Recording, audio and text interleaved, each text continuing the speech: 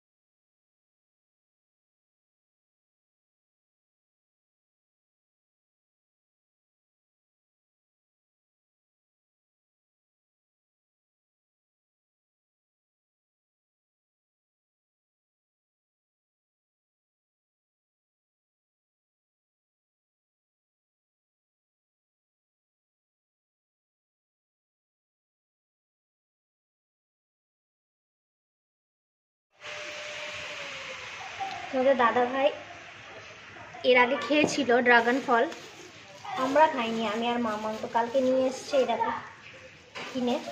তো একটাই কেটেছি, দেখলাম আগে খেয়ে কীরকম। মামাম খাচ্ছে, আমিও খেলাম, ভালো খেতে। এই প্রথম খেলাম আমরা, ভালো মা খেতে।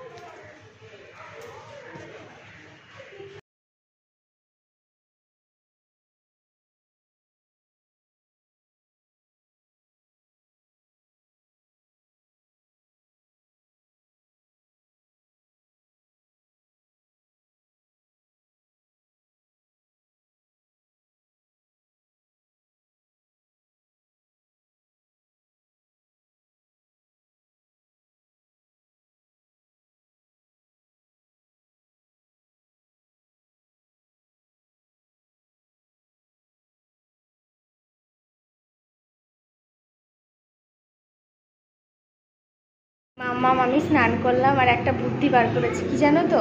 ওই যে এই যে টেপগুলো পড়ে, এই টেপগুলো একটা দিক কাঠ দিয়ে পড়ে যায়। এদিকে মা, এদিকে এসে একবার। মাম্মাম গান চালিয়েছি তাই নাচ করছে। তো আমি ঠিক করেছি দুটো টেপে ফিতে নিয়ে পিছন দিয়ে বেঁধে দেবো। ওই দেখো পিছনে বেঁধে দিয়েছি পিছনটা, তাহলে আর কাঠ দিয়ে পড়বে না। তো এই হলো একটা বুদ্ধি। কি করব, বুদ্ধি থাকলে উপায় হয় বলে, সেই হচ্ছে এতদিনের লেটে বুদ্ধিতে বেরোলো। আর এই যে কটা জামা কাপড় ছিল সেগুলোই করলাম। হ্যাঁ পিছনটা দেখো, পিছনটা এই দেখো ব্লাউজের মতো করে বেঁধে দিয়েছি, তাহলে আর কাঠ থেকে নামবে না। আর আজকে দেখো কপালে মামামের নতুন ডিজাইন হয়েছে টিপটা। স্নান করে মনে হলো যে আমি একটু কাজল পরি চোখে, তাই দেখো আজকে কাজল পরেছি। অন্যদিন রাতে পরি, আজকে ভাবলাম একটু যাই শেষ করে দিই। মানে কাজলটা শেষ হয়ে এসেছিলো, একটুখানি বাকি ছিল, এইটুকুনি মাথা বার হয়েছিল। দাদা এই কাজলটা দিয়ে ভালো করে লেপটে নিই, তাহলে শেষ হয়ে গেলে আর একটা নতুন ইউজ করতে পারবো। রয়েছে কাজল, সেটা আবার আজকে বার করবো। তো এটা শেষ হয়ে গেল। আর এবার খাবো ভাত। চলো একবার দেখিয়ে দিই কী কী ভাত আছে। আর যারা যারা মন খারাপ থাকবে, সবসময় মন খারাপ করে মন মরা হয়ে বসে থাকবে না। আমি যেটা এখন করছি, মন খারাপ থাকলে কি হয় বলো তো, মামামের ওপর রাগগুলো বর্ত থাকে না, তো মামামের ওপর রাগগুলো আমি প্রকাশ করি।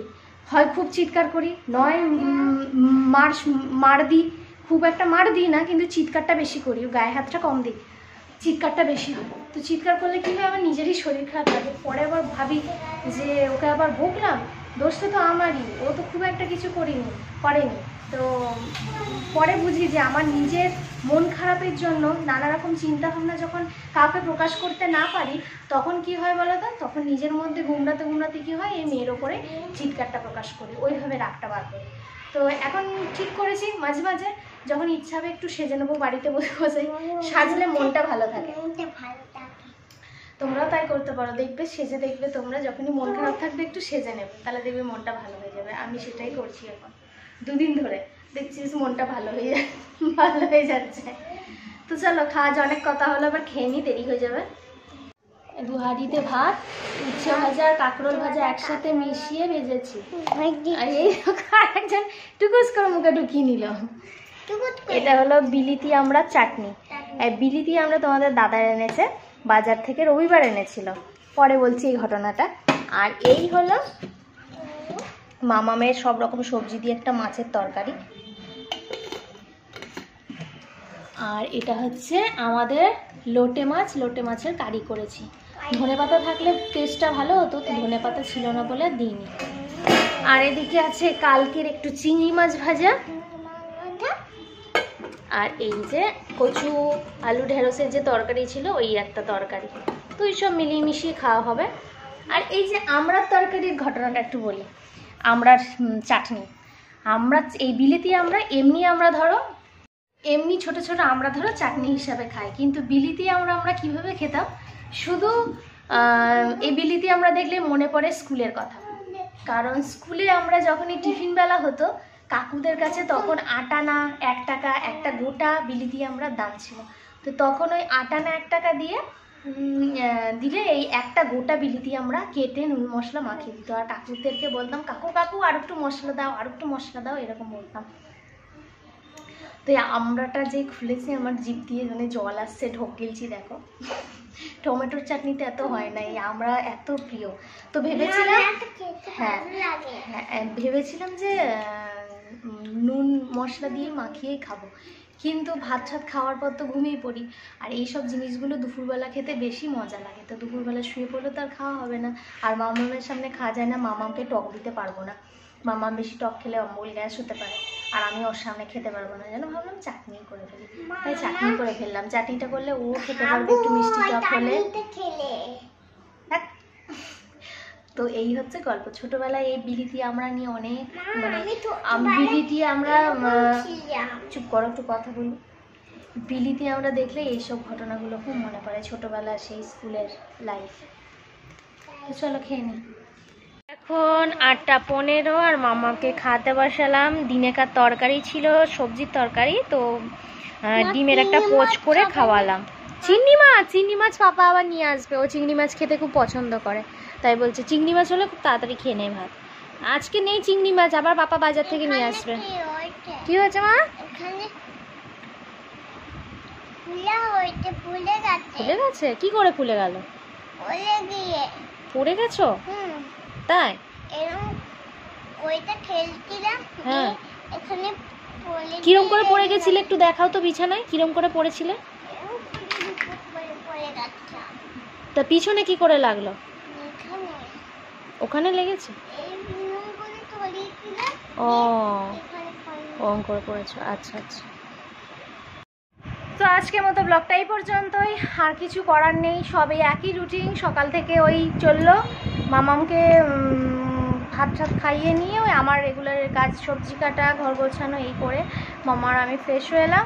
আমি দেখো ভুতুর মতো সেজে ফেলেছি, চোখে কাজল আর এই আইব্রুতে কাজল, আর নতুন একটা কাজল বার করেছি। আমার কাজল 4-5টা ছিল, প্যাকেট খুলিনি, অফারে পেয়েছিলাম তখন ওই 4-5টা মতো নিয়ে রেখেছিলাম, এখনও 3টে রয়েছে। তো এই যে এই কাজলটা আমি মেবলিনের এই কাজলটা এখন বার করেছি, এটা এখন ইউজ করি। ওটা বললাম না সকালে শেষ হয়ে গেছে, তো এটা এখন ইউজ করি, এটা আবার শেষ হলে আবার আরেকটা বার করবো। তো চলো আজকের মতো ব্লগটা এই পর্যন্তই। যদি কিছু ভালো লেগে থাকে লাইক কমেন্ট শেয়ার, অবশ্যই সাবস্ক্রাইব করবে। গুড নাইট, টাটা, ভালো থেকো।